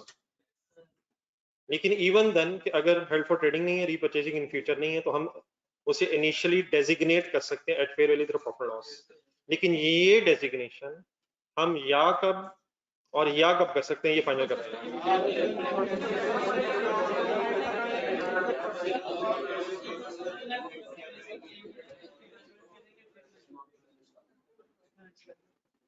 आई होप आपने सही बोला। Any confusion find this. तो ये जो बीच में वाला स्टोरी है इसका ये तो नहीं मैं कहूँगा रट्टा लगाना चाहिए वर्ड बाय वर्ड, लेकिन अपने लफ्जों में थोड़ा सा अगर लिखना पड़ जाए तो ये शायद लिखना आना चाहिए। तो एक मेरी सजेशन है, एक होमवर्क नंबर 1 लिखें आज का कि ये जो पूरा पैराग्राफ है 1 से लेके B तक, इसकी आपने अपनी जरा आसान से इंग्लिश में, अपनी आसान से इंग्लिश में एक पैराग्राफ लिखना है इसी पेज के ऊपर। किधर लिखना है? इसी पेज के ऊपर जो 170 पेज के स्टार्ट पे थोड़ी सी जगह है, अपने लफ्जों में इस इंग्लिश को जरा आसान से इंग्लिश में कन्वर्ट करना है और कल मुझे सुनाना फिर आपने। कौन कौन सुना देगा?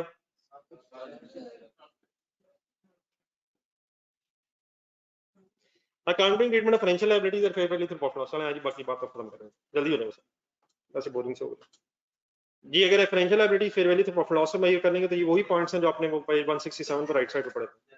सबसे पहला काम डबल एंट्रीज बोलते थे, cash debit, financial liability credit, transaction cost expense double entry, expense debit cash credit, restate to fair value, इसकी एंट्रीज करते हैं अभी। गेन या लॉस आएगा इसमें, लेकिन बड़ा इंटरेस्टिंग सा हो जाएगा। जो भी गेन लॉस आएगा प्रॉफिट लॉस में जाएगा, एक्सेप्ट एक बोल्ड हुआ हुआ, इसको छोड़ दें, ये भी मैं क्वेश्चन में बताता हूँ क्या लिखा हुआ। 4th सेंटेंस में पढ़ देंगे। गेन लॉस कहाँ जाना है, एक एक्सेप्शन है, वो भी बात करते हैं।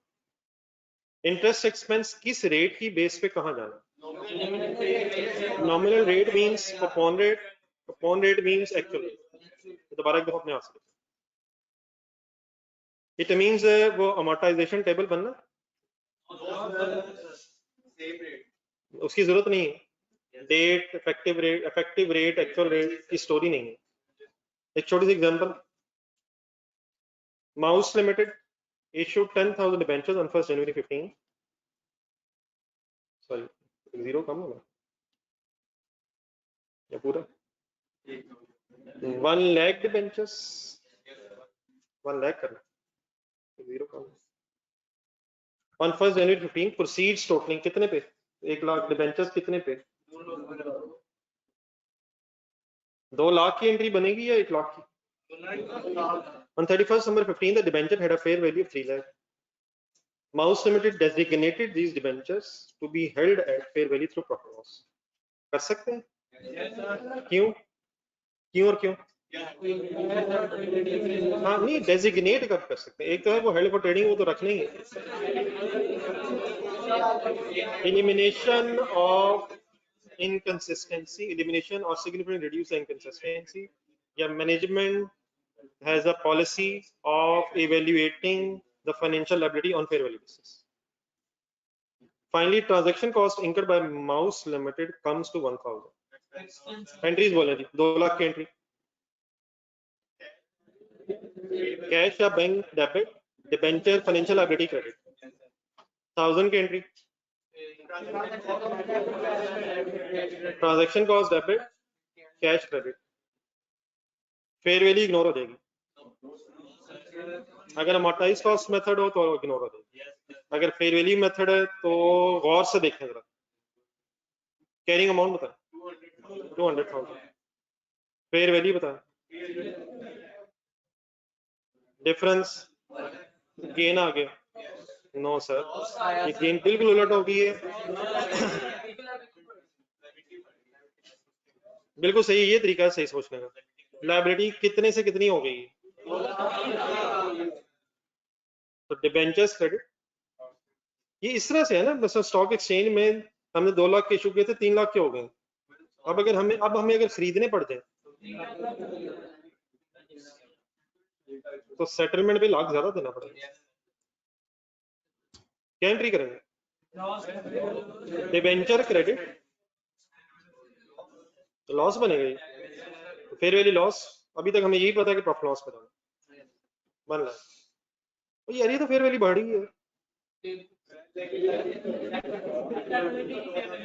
कंसोलिडेशन में कुछ इस तरह की चीजें आ चुकी हैं सर।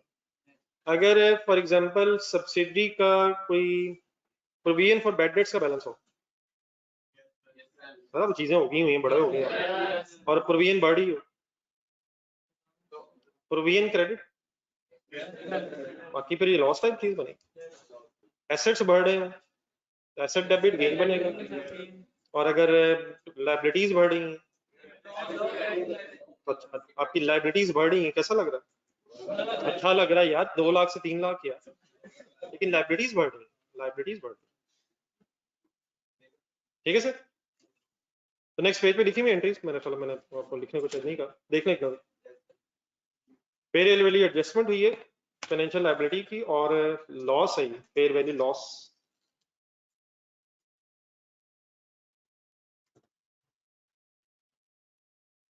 देन चला रही एक इंटरेस्टिंग फाइनल चीज, ओन क्रेडिट रिस्क।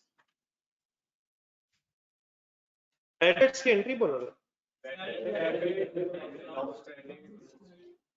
बैड नहीं, रिटर्न ऑफ की ठीक है, चलो बैड डेट्स या भी debtors credit allowance, bad debts debit. हमने किसी से पैसे लेने हैं और वो इस पोजीशन में नहीं, अल्लाह ना करे, कम जाने दे सकता है, कहाँ हो सकता है, जानबूझ के ना दे, ये कैसे हो सकता है, नहीं दे पा रहा बेचारा। तो बैड डेट्स डेबिट पहले स्टेज आएगी, एस्टिमेट कर रहे हैं आप, फिर एक स्टेज आ सकती है रिटर्न ऑफ डेटर्स क्रेडिट। क्या कभी ऐसे भी हो सकता है कि हम पैसे देने की पोजीशन में नहीं है? हमने किसी के पैसे देने हैं, लिए थे हमने, चले एंट्री बताएं पहले, पैसे लिए थे किससे? गुड्स खरीदी नहीं, चले purchases debit, creditors credit, loan लिया था, कैश डेबिट। अब अगर हमारे हालात ना खुदा ना खास्ता रहे तो फिर भी बैड डेट्स हो जाएंगे।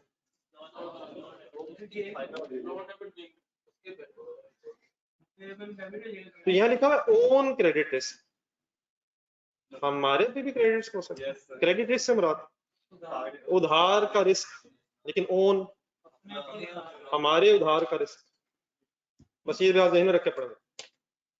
For example debentures of 1 lakh are issued on 1st January 18, trading on an exchange, assume financial liability is held for trading and therefore made at fair value through profit loss। Entry बोल देनी पहले। Fair value of debenture suppose होगी ये 10,000, exchange में trade हो रही थी, debentures lakh की बजाय 10,000 पे ट्रेड कर रहे हैं, कैसा लग रहा है? अकाउंटिंग और इंसानियत इन कंफ्लिक्ट है, किसके डूब गए? तो हमें क्या, हमें कैसा लग रहा है?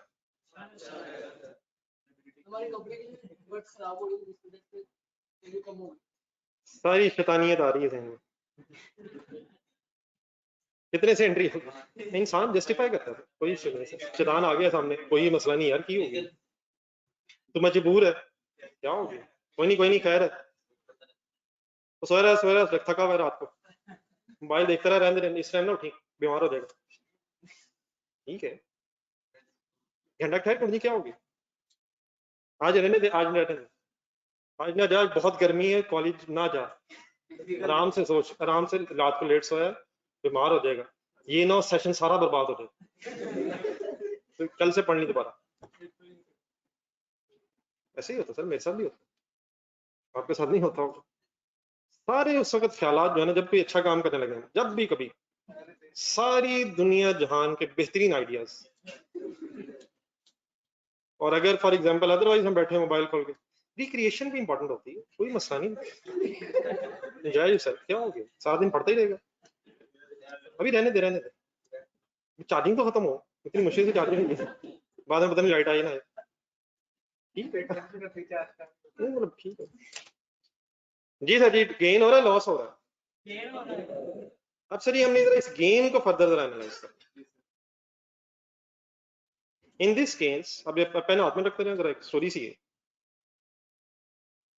ये एंट्री ठीक है यहाँ पर, गेन और loss in a period must be classified into, देखिए ये जो लाख से 10,000 हुई है हमारी फेयर वैल्यू, लाख से 10,000, मैंने तो एंट्री 90 की है,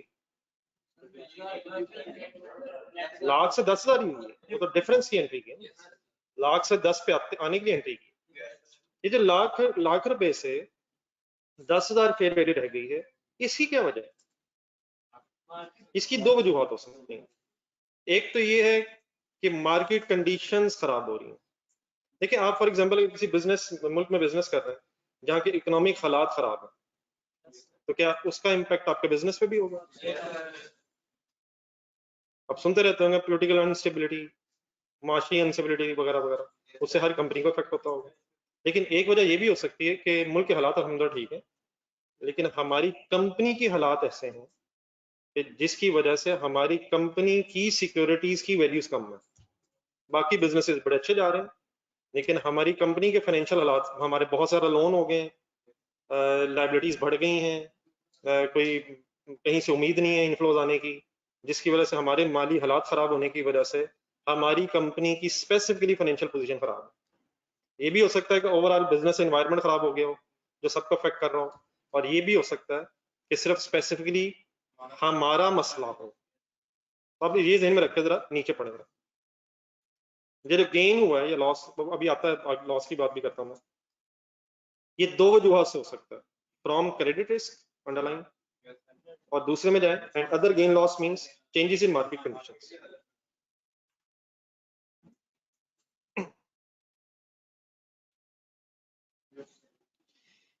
ये जो डिफरेंस 90 का, ये किस किस वजह से हो सकता है?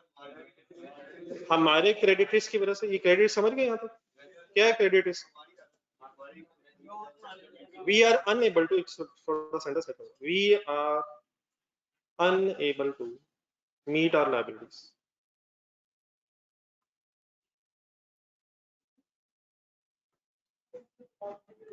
जी,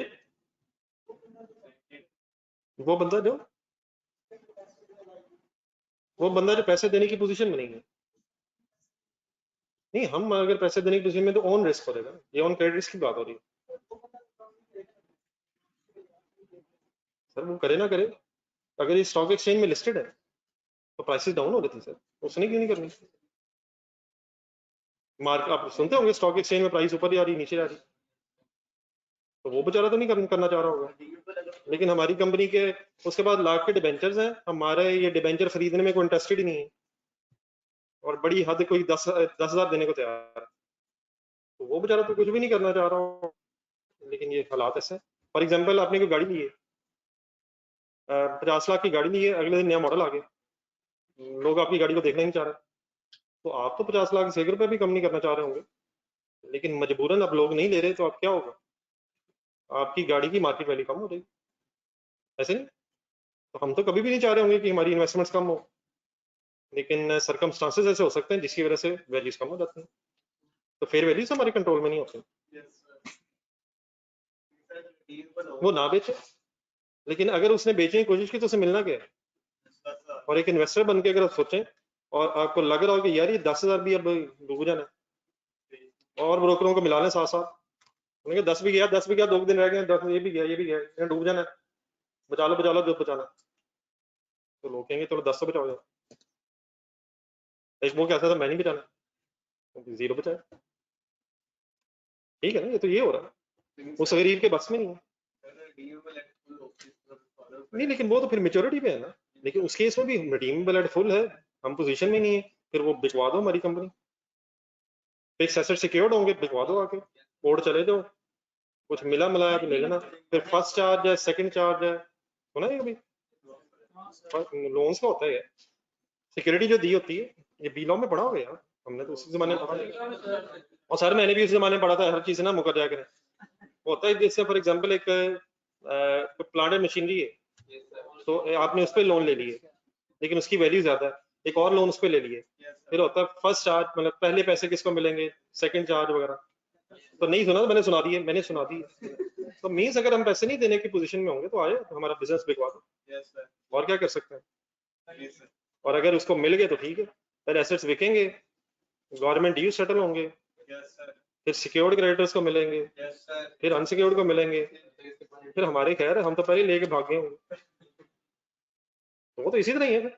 अगर कोई अपने पैसे नहीं दे सकता तो कोर्ट चला जाएगा, इंसॉल्वेंट डिक्लेयर हो जाएगा, मैक्सिमम क्या होगा उसके जो बिजनेस के एसेट्स हैं, लिमिटेड लायबिलिटीज कंपनीज है, लिमिटेड लायबिलिटी का मतलब क्या होता है, जो एसेट बेच के मिलेगा बट ठीक है, बाकी पर्सनल एसेट्स नहीं बिकवा सकते।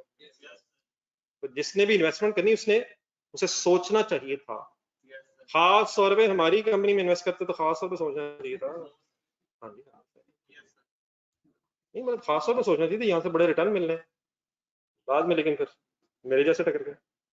तो ये जो 90,000 का डिफरेंस है ये किस किस वजह से हो सकता है?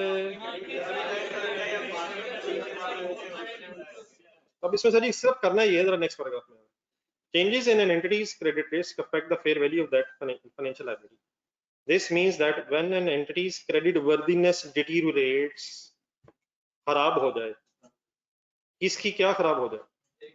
एंटिटी की क्रेडिट वर्दीनेस खराब हो जाए, पैसे देने की पोजीशन में नहीं आप, the fair value of the issued liability will decrease and vice versa। Kindly जल्दी से बताना आपने। अगर हम पैसे देने की माली पोजीशन में हैं तो हमारी क्रेडिट वर्दीनेस स्ट्रांग होने की वजह से तो फाइनेंशियल लायबिलिटीज की वैल्यू बढ़ेगी या कम होगी? तो उसकी बहस इस वक्त नहीं हो रही। हम इस वक्त किस सिचुएशन में, और financial liabilities measured eight fair value, अगर आपने फेयर वैल्यू पे अब ये फाइनेंशियल लायबिलिटीज रखी हुई थी और बैलेंस शीट डेट पे ये वैल्यूज कम हो गई हैं, तो दिस विल कॉज गेन और लॉस। इस वक्त हम किसकी बात करें? गेन। लेकिन अगर फॉर एग्जांपल अगले साल ये वैल्यू दोबारा थोड़ी सी बढ़ गई तो ये लॉस वाली सिचुएशन भी आ सकती है। इस साल हमारे माली हालत बहुत खराब है, लेकिन अल्हम्दुलिल्लाह आप जैसा कोई नौजवान इस कंपनी में आया, उसने इस कंपनी के हालात ही बदल दिए दिन रात एक मेहनत करके, तो क्रेडिट वर्दीनेस इंप्रूव भी हो सकती है। इन दैट केस क्या एंट्री होगी? फर्स्ट में 10 से 40 पे चलेगी फाइनेंशियल लायबिलिटी क्रेडिट, और फिर लॉस वाली सिचुएशन भी आ सकती है क्रेडिट वर्दीनेस इंप्रूव होने से। डिक्रीज होने से क्या होगा और इंप्रूव होने से क्या होगा? डिक्रीज होने से हमें गेन होगा, फेयर वैल्यू डिक्रीज होने से, क्रेडिट वर्दीनेस खराब होने से। और अगर क्रेडिट वर्दीनेस दोबारा इंप्रूव हो जाए तो फिर हमारी कभी ख्वाहिश होगी कि हमारी क्रेडिट वर्दीनेस से इंप्रूव हो जाए? होगा सर, हमने बिजनेस लॉन्ग टर्म में करना है सर, ऐसे थोड़ी खुदा ना खासा हम फिर कंपनी बंद करके थोड़ी भागना, फिर नई कंपनी लगा लेंगे। क्या हम सबकी ख्वाहिश होगी कि हमारे मुल्क की क्रेडिट वर्दीनेस इंप्रूव हो जाए? वो नुकसान हो जाएगा, कोई मसला नहीं, अदरवाइज भी तो हो रहा है, अदरवाइज भी तो हो रहा है। इस गेन से भी improve हो सकती है। नहीं गेन नहीं, गेन नहीं, क्रेडिट वर्दीनेस खराब होगी तो गेन हो रहा है हमें, क्रेडिट वर्दीनेस इंप्रूव होगी तो फाइनेंशियल लायबिलिटी क्रेडिट होगी ना, फिर वो रिवर्स हो जाएगा ना सॉर्ट ऑफ। हमारी वर्दीनेस खराब हुई, हमारी लायबिलिटी कम हो जाएगी, 10,000 तक पहुंच लायबिलिटी हाँ जी कम होके, 10,000 तक, लायबिलिटी कम होके गेन बनेगा। जो हमारी इनकैपेबिलिटी थी क्रेडिट सेटलमेंट करने, वो भी तो कम हो जाएगी, कम हो जाएगी इनकैपेबिलिटी। ठीक है, लेकिन अल्हम्दुलिल्लाह हमने हिम्मत जारी रखी और उससे हमारा बिजनेस इंप्रूव हो गया।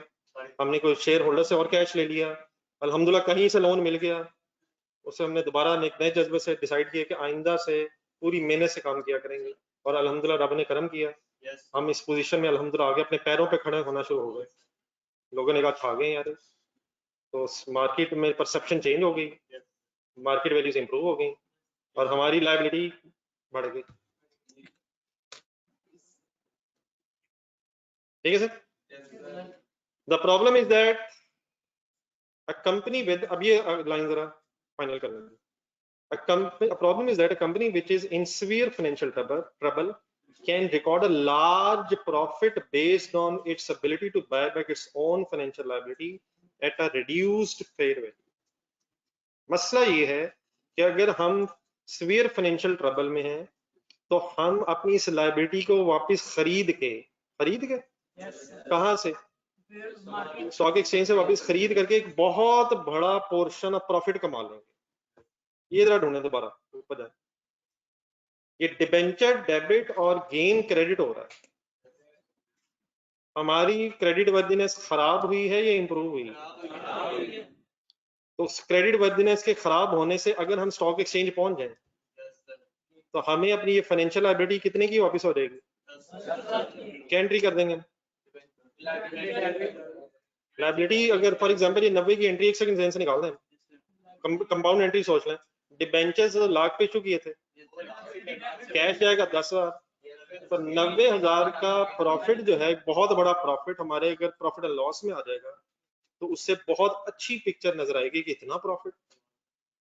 तो देयरफॉर रिक्वायर्ड सिर्फ ये है कि ये जो ओन रिस्क की वजह से प्रॉफिट होगा इसे आपने प्रॉफिट एंड लॉस में प्रेजेंट नहीं करना, आपने इस ओन रिस्क को बस अदर कॉम्प्रिहेंसिव इनकम में प्रेजेंट करना, बस ये स्टोरी का क्रक्स है। ओन रिस्क की वजह से, दोबारा 1 मिनट एंट्री बोला, ऑन रिस्क से क्रेडिट वर्दिनेस खराब हो रही है, डिबेंचर डेबिट गेन क्रेडिट होना है। अगर तो मार्केट फोर्सेस की वजह से चेंज आ रही है तो वो गेन लॉस तो कहाँ ही जाना, प्रॉफिट एंड लॉस में। लेकिन अगर ओन्ड रिस्क की वजह से ये चेंजेस आ रही हैं तो वो जो डिफरेंसेस हैं वो प्रॉफिट एंड लॉस की बजाय अदर कम्प्रीहेंसिव इनकम में प्रेजेंट हो। The crux of the story is this. पिछला पैराग्राफ भी देखें दोबारा, द प्रॉब्लम इज दैट वाला पढ़े जरा दोबारा। प्रॉब्लम इज दैट कंपनी जब बहुत ज्यादा माली हालात जिसके खराब हो कैन रिकॉर्ड बहुत बड़ा एक प्रॉफिट रिकॉर्ड कर सकती है because of its ability to buy back. ये समझ रहा था बाय बैक कहां से जाके, at a reduce fair value. Therefore, IFRS 9 requires the gain or loss result from credit risk to be recognized in other comprehensive income. Means फिर उसी तरह से एक कॉलम बनेगा। The other gain loss not a result of credit worthiness, credit risk is recognized in। Means उसे इस case में हमने जो गेन लॉस का बस डिफरेंस निकालना हुआ करेगा कि ऑन रिस्क की वजह से कितना है और मार्केट फोर्सेस की वजह से, और उसकी फिर एक एंट्री जरा करनी देखना बगैर परेशानी से बचने के लिए। एक मिनट बात पूरी कर लो, फिर अगर उसमें कुछ चंद वर्ड्स आप आसानी के लिए लिखना चाहेंगे। फर्स्ट जनवरी की एंट्री बोलेंगे, इशू डिबेंचर किया आपने, अब फेयर वैल्यू 2,70,000, गेन है लॉस है ना, गेन है लॉस है, सही कह रहे हैं, कितना, अब बस इस 2.30 का ब्रेकअप होना, और डेफिनेटली ये कोई एग्जामिनर आपको हिंट देगा तभी आप कर सकते हैं। फॉर एग्जांपल हमें कोई हिंट अगर नहीं है तो 2.30 की एंट्री बताओ।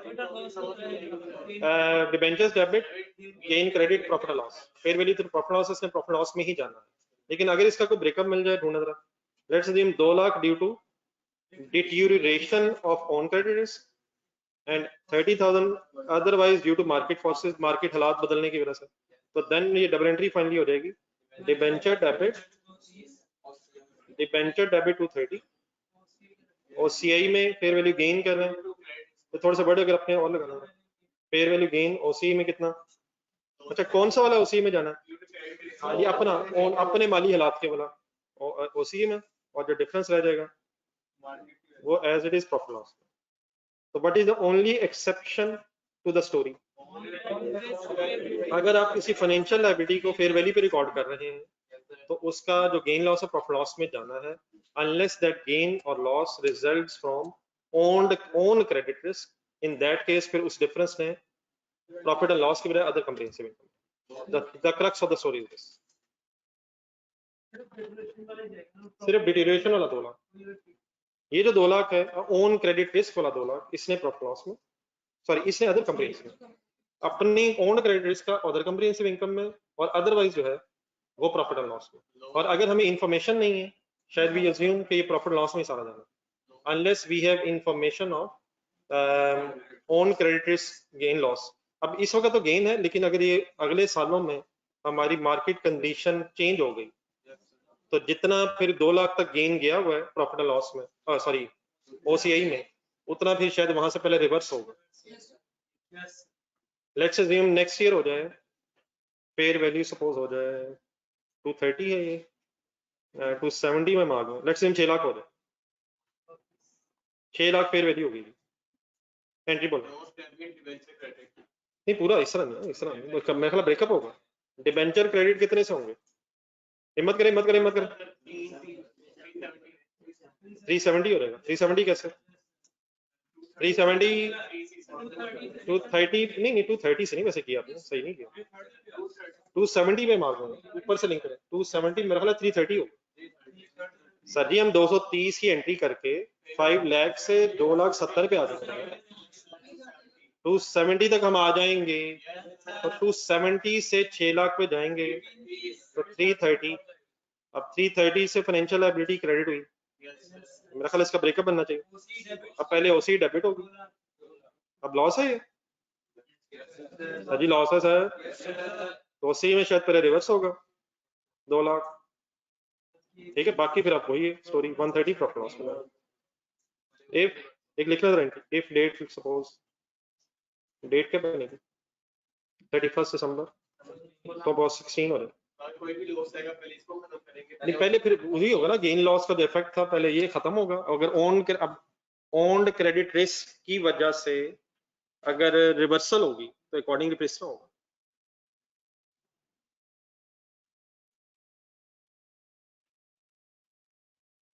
ये ठीक है बेटा ऑनलाइन स्टूडेंट्स?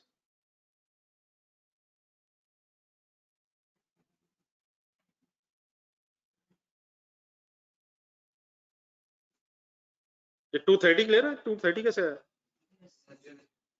फर्स्ट एंट्री के बाद हम कितने से कितने पे आ गए थे? 5 लाख से 270 पे आ गए थे, तो अब हमें कहां से कहां वापस जाना है? 270 से 6 लाख पे जाना।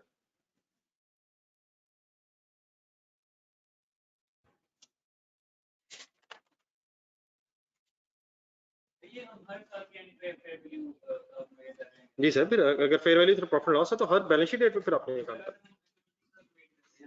नहीं फिर तो अगर आप उसमें इंटरेस्टेड ही नहीं है, वो जो मर्जी होता रहे। अगर आपने मोटाइज कॉस्ट मेथड रख ली है तो you will ignore the fair value changes. ये वाला तो काम आप तभी कर रहे होंगे ना अगर आपने अपने फाइनेंशियल लायबिलिटी को fair value through profit loss पर रखा हुआ। अगर आपने मोटाइज कॉस्ट मेथड पर रखा तो what the page 167 says, fair value changes आप सिंपली इग्नोर करेंगे।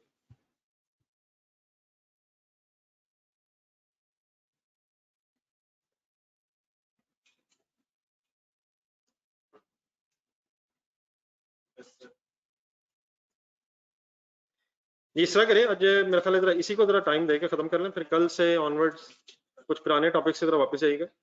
अब इस वीक में कोई टेस्ट स्टार्ट करने हैं या नेक्स्ट वीक से? इस वीक में बिल्कुल रिलैक्स है ऑनेस्टली स्पीकिंग, सवाए टेंशन के और I mean self created tension के। चलें ठीक, चलें ठीक। 173 सर सारों ने आना सर। आपने आज करना ये पेज नंबर 173 बेटा देख लेंगे, उसकी कोई टेंशन नहीं है। पेज 173 से लेके ये रस्ते में 5-6 सवाल हैं और ये इस तरह के चलें। पेज नंबर 173 174 ये इसमें शायद क्वेश्चन नंबर 2 रहता है, तो एक तो ये रिवाइज कर लें, 2 बाकी अगर एक फेवर करेंगे पूरा चैप्टर जो हमने पढ़ा इसकी एक रीडिंग वगैरह हो जाए, इसके पूरे पहले बल्कि ये हो जाए, इस पूरे चैप्टर की एक रीडिंग हो जाए और देन फिर ये जो पेज नंबर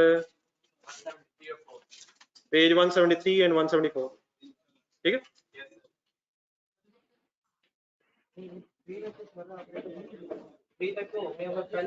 3 रहता है मेरा, सॉरी 2 रहता है, 2 रहता है, बाकी तो हो गए भाई।